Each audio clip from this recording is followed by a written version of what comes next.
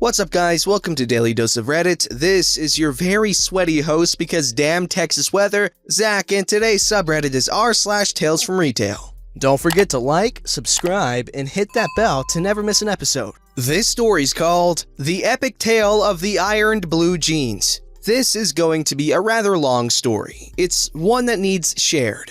I've told it a couple times in the past at sites like Customer Suck, and think it's time I shared it here. The story takes place over the course of a single day, though it did feel like it took a week. There's also a number of people involved in this, and I will introduce them as time goes by, thank you. So it was summer in 2001 in southern Georgia. I was a store manager in training to take over the store I was currently working at.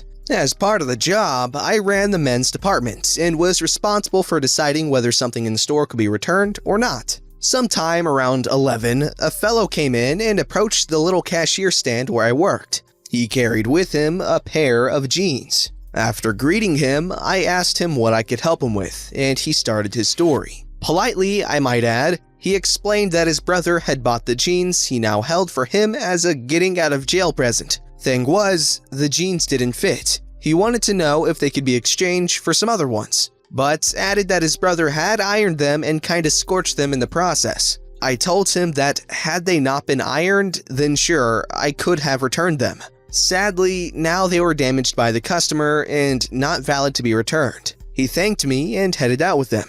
In a perfect world, the story would have ended there. It didn't. Around noon, M, the fellow who I was going to replace, headed out to his lunch hour. B, the other assistant, who was slated to take over another store, was working the front while I headed to do some paperwork. A couple minutes into this, I saw him giving me a funny look across the store, really small store, and gesturing me over. Walking over to him, I was presented with a small, wiry guy who looked like your typical tweaker. This guy had a pair of jeans and wanted to exchange them. B hands them over to me and I noticed that they're obviously scorched. Damn it, 2 of these in one day? B asks for my second opinion, and I state that no, they can't be returned as they were ironed by the customer. That's when the customer, henceforth called Tweak, started his story. He went on about how we had to exchange them as he still had his receipt, and what's more, they were a gift for his brother who had just gotten out of jail. Wait, back up there. This can't… Nah, it's not the same jeans, is it? He then said that the brother had come in and spoken with a lowly clerk who had refused them, and instead wanted to talk to a manager. Oh, for Farquaad's sake, they are the same jeans. I back up what B said, adding that I was a manager and not some lowly clerk, and that I wasn't going to return these jeans. My mind had been made up before, it wasn't changing now. Tweak started to get a bit antsy at this point, bouncing around and repeating the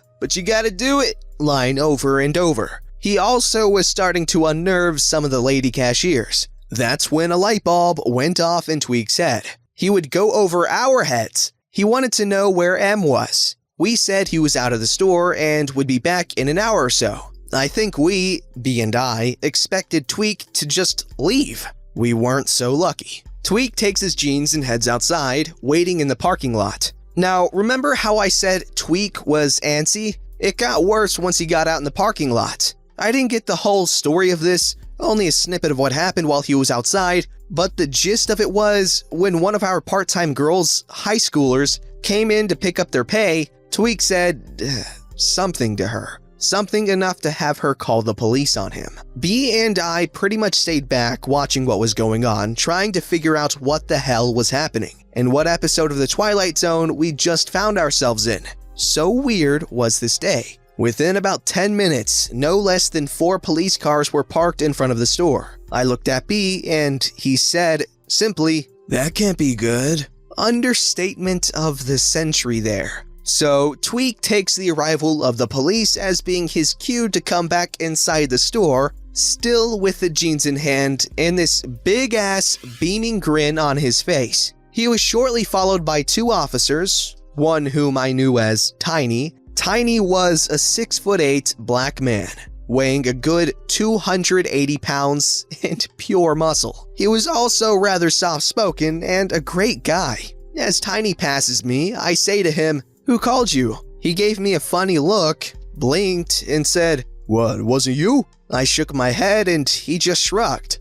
Guess he was having an odd day too. With the police now there, Tweak started to make his case to the officers, as though he expected them to make us return those jeans. It's at this point M finally returned from his lunch. Now, put yourself in M's shoes for a second. You head to lunch, store's running fine, you've got 2 competent managers in charge. When you return, your store is effectively surrounded by police. Yeah, not something you want to see. M comes up about the time Tweak starts off his explanation to the officer. He asks me what's going on, and I give him the general gist of it, and he steps up to the plate. He tells Tweak that he's the store's overall manager, and he wants to know what's going on. Around this time, Tiny and his partner wander outside. They do not, however, leave. Rather, they take an interest in the car that Tweak had arrived in.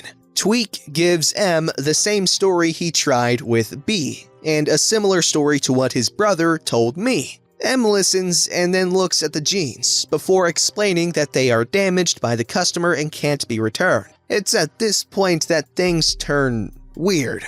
Well, weirder than they already were. Tweak looks at M and says something to the effect of, "If that's how it's gonna be, you better go get those cops back in here, cause I'm gonna do something you won't like." M reaches over, taps Tweak on the shoulder with a light pat, and says, smiling, "Wait right here, I'll be right back." With that, he heads out and back comes Tiny and his partner. Tweak's jaw dropped. I doubt he expected M to actually, get the cops. Cops return, escort Tweak out, only to have B run up to the front holding the jeans. "You forgot these!" B calls out, and Tweak snatches them from him and grumbles some. Out in the parking lot, we notice that Tweak's brother is out of the car, in handcuffs, and the police took an even closer interest in Tweak. There's a little scuffle, Tweak tries running away, only to run face first into the parking lot light pole and knock himself right out. Things wound down from then, with Tweak and his brother ending up in jail again. For both, the jeans never got returned and all was happy. I did eventually ask Tiny, the next time I saw him, what all the events in the parking lot were about. Tiny, through chuckles, explained that when they arrived, one of the officers recognized the brother. He'd been the original arresting officer on him.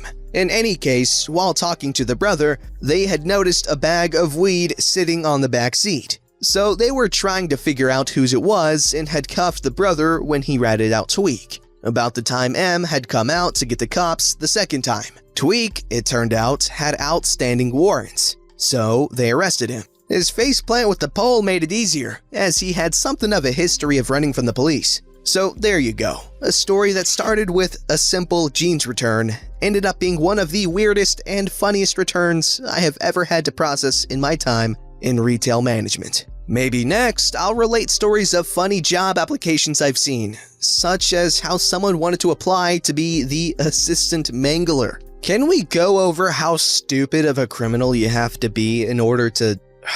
Why would you call the cops if you have a bag of weed in your car and you... Oh my god, that was stupid.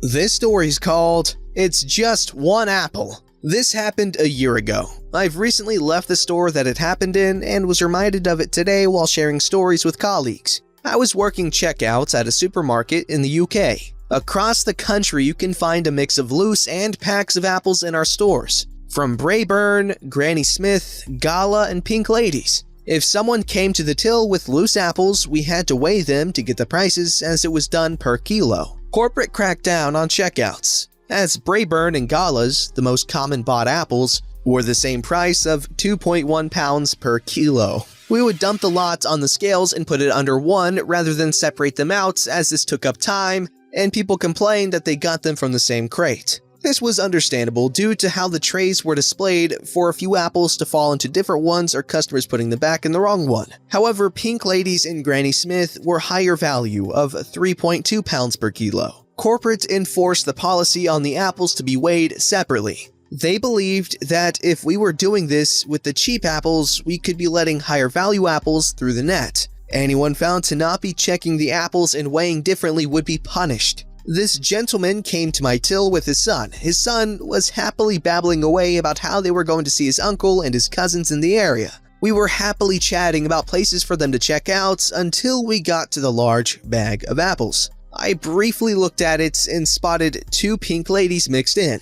The moment I started opening the bag, the father, now entitled dad, began to go ballistic. Why are you doing that for? Don't touch them. You have a few pink ladies mixed in. I have to weigh them separately. I got them from the same crate. Stop touching them with your filthy hands. Germophobia? I was a little ticked at his attitude, but calmly explained the policy, and how this sometimes happens and is no fault of his own. He was having none of it, especially when one of the 2 offending apples was just a normal gala, like the rest, but with the pink lady sticker half stuck to it. Can you believe this? I'm being ridiculed over here for one stupid apple. His yelling caught the attention of everyone around us. His ranting caught the attention of my supervisor, but they did nothing, waiting for me to press the button from the till if I needed help. His friend that was on the till behind him asked what was going on.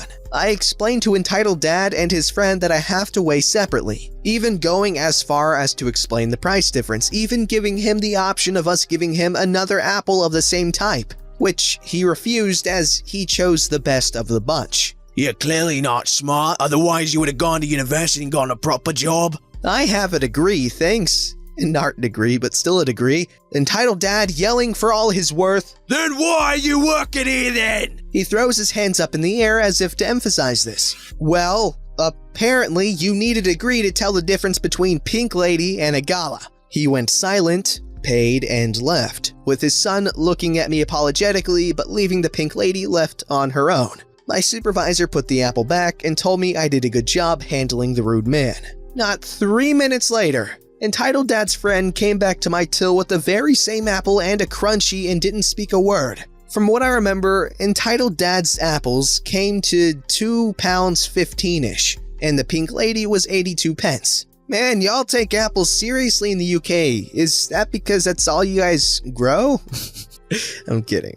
This story's called Not Allowed to Sign with a Customer. I've had a few deaf customers every so often in the tour shop I worked at, and I always felt awkward communicating through text on my phone. So I learned to sign basic interaction in British Sign Language, and a few signs in American Sign Language, for the few deaf American tourists to make things easier. Mostly key question words and descriptive words about our whiskey, gin, and Scottish sweets. So I am far from a fluent signer, but I try. But one day, a middle-aged woman, a deaf young woman who looked to be 16 plus, walked into the shop I worked in. I'll be writing how I signed and not full sentences. The 2 customers walk into the store and the older lady walks straight up to a coworker with a long list of potential Christmas gifts for people, leaving the young woman in the middle of the store. I can tell that she has Down syndrome, which might explain older woman's behavior as a protective instinct. But that wasn't something I reflected on, so I greeted her like I would any other customer. Hi, how are you doing today? She signs, deaf. Hi, how are you? Hi, I am good, how are you? We had samples for traditional Scottish fudge, and I was supposed to offer it to all customers who came in.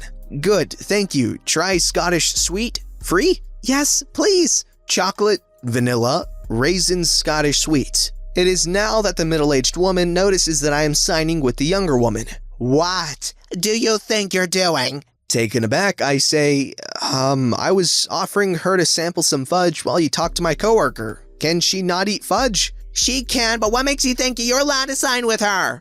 I honestly wish I had said something, but I was so taken aback that I said nothing for a few seconds. Middle-aged woman walked up to deaf woman and grabbed her hand. Come, we are leaving. Deaf woman as they walk out the door with a sad expression on her face. Goodbye. I sign goodbye back, but I just stand there in silence, wondering what the hell just happened. Okay, first of all, good on you for learning sign language, at least a little bit for, customer convenience. That is going above and beyond. That's just cool. And that woman is evil. She prevented someone else from getting fudge. Free fudge, might I add. Ridiculous. This story's called To the Woman Who Came Into My Store 3 times this week trying to exchange a box of pecan toffees. I work retail at a local chocolatier, and many folks come from far and wide just to buy a box of chocolates from our store. Oftentimes, we get very polite older men and women who buy $300 worth of chocolates as presents. And sometimes we get young, college-aged kids who can really only afford a hot chocolate or a single piece. Above all, the majority of people who shop at our store are polite and happy because who wouldn't be happy in a chocolate shop? Well, a woman came in one sunny afternoon holding a box of our popular pecan toffees in a sandwich baggie. After I handed another customer their purchased items, she approached me. I would like to exchange this box of pecan toffees I got as a gift. I don't like nuts in my candies, she said, sliding the box towards me. You want to exchange an already purchased item that you didn't purchase? Yes, I've done it before. Ask Eli. Eli is my boss and owner of the chocolate shop. I furrowed my brow. I don't think that would be legal. You can't exchange food items. The woman, visibly angry, I put it in a Ziploc baggie as soon as I got home. To appease this angry woman, I said I would go talk to Eli and see what he says. I walked to the back and saw my supervisor. She must have seen the terrified look on my face. What's wrong? There's a woman up there demanding to exchange a box of candies because she doesn't like nuts. My supervisor's eyes widened. She's been here 2 other times this week trying to do the same thing. We looked around for Eli, but realized he had left for lunch and wouldn't be back until later that evening. I sheepishly came back to the sales floor and explained to the woman that Eli was out for the day, so we couldn't help her. Fine, I will just come back another day. She turned to walk towards the door, muttering something about how the customer is always right. Also, later that night, I talked to Eli and asked him about the woman. He said that she does this often and he's never let her exchange anything before. She just must be a nut? Okay, I'm curious, how do you justify chocolate being that expensive? I realize it's artisan, but how good can chocolate get? Is my question. Don't forget to like, subscribe, and hit that bell to never miss an episode.